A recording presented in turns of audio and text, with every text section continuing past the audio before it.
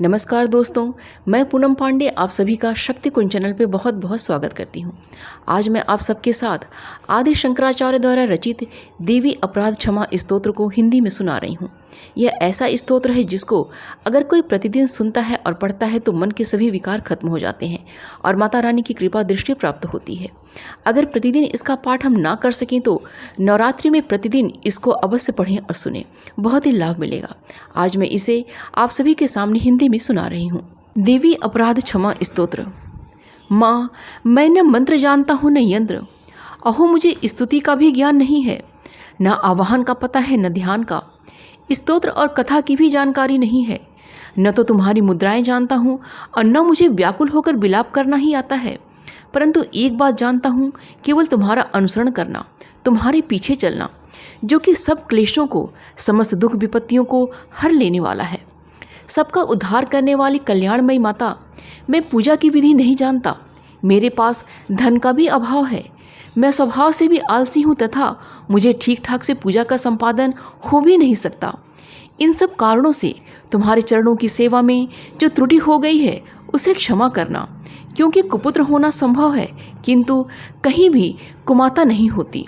माँ, इस पृथ्वी पर तुम्हारे सीधे साधे पुत्र तो बहुत से हैं, किंतु उन सब में मैं ही अत्यंत चपल तुम्हारा बालक हूँ। मेरे जैसा चंचल कोई बिरला ही होगा।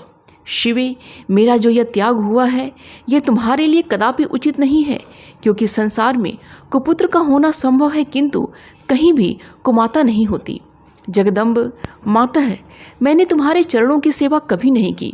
देवी, तुम्हें अधिक धन भी समर्पित नहीं किया, तथापि मुझे जैसे अधम पर जो तुम अनुपम स्नेह करती हो, इसका कारण यही है कि संसार में कुपुत्र पैदा हो सकता है किंतु कहीं भी कुमाता नहीं होती।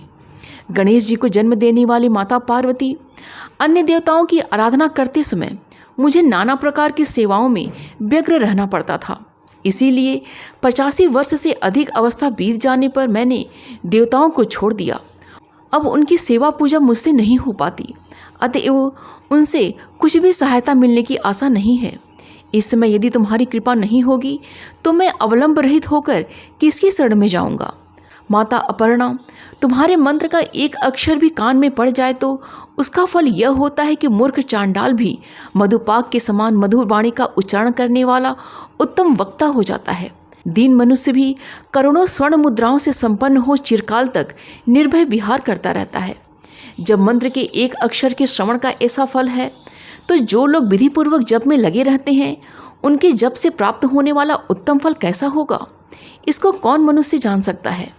भवानी, जो अपने अंगों में चिता की राख भभूत लपेटे रहते हैं, जिनका विष ही भोजन है, जो दिगंबरधारी अर्थात नग्न रहने वाले हैं, मस्तक पर जटा और कंठ में नागराज वासुकी को हार के रूप में धारण करते हैं तथा जिनके हाथ में कपाल अर्थात भिक्षा पात्र शोभा पाता है, ऐसे भूतनाथ पशुपति भी जो एकमात्र जगदीश की पदवी धारण करते हैं, इसका क्या कारण है?